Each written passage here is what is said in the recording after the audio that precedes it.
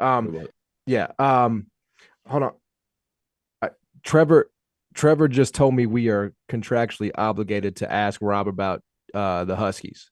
We're contractually obligated to ask you about the UConn Huskies, who, in all fairness, handled business in the second half. And I mean, I don't know where you guys are at, but looked a lot to me like a team that could be playing in Houston if they put together halves like that. What'd you think, Rob? Yeah, I mean, it was really impressive. I think you saw everything that makes them special in the second half, everything that makes them a national title threat in the second half. And also in the first half, all the questions that we have about, is this team going to be able to avoid getting upset? So you kind of got the full UConn experience. What I will say is there's two important things that happened in this game.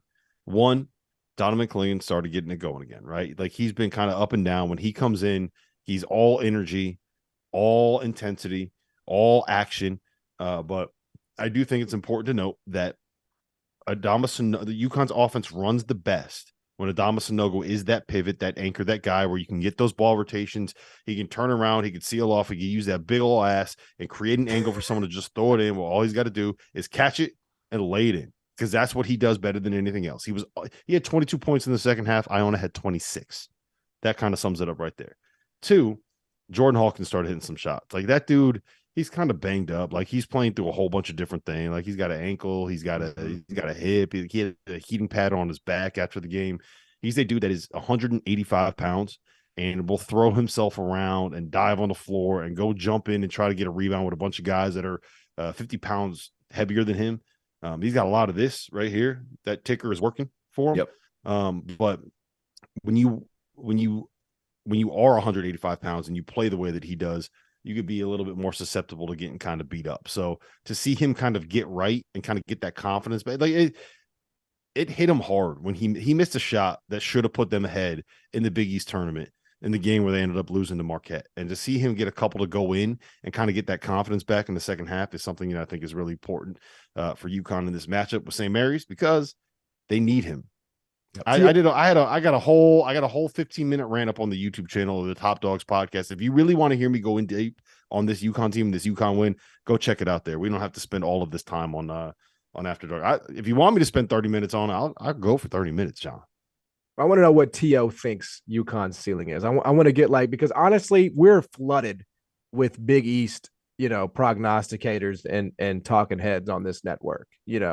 I want to get it from somebody that's not, in bed with the Big East. T.O., what's I'm really interested I'm really interested to see how it goes next game against St. Mary's, because I think St. Mary's has two really, really good guards.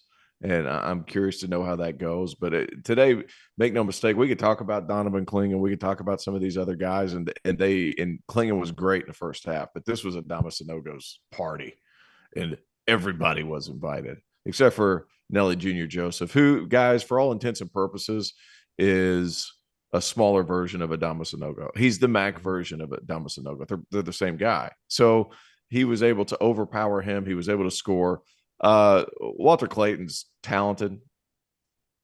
He's a talented kid. He might follow Rick if Rick decides to go. Like, he can play. Outside of that, I think one thing that could have happened today, and Patino has said multiple times he doesn't even know where St. John's is, yada yada yada. All of that being said, if he had any doubts and he went through today's game and he played UConn, he realized, hey, I'm not going to be able to get the kind of talent in order to beat UConn while I'm at Iona. I might be able to get that kind of talent at St. John's. So if I'm a St. John's guy, I might be pretty pleased with how this went, because they hung in the first half and then they just ran out of firepower. So I think that could be something, if you're a St. John's fan, to look forward to. But this UConn team can win the whole thing.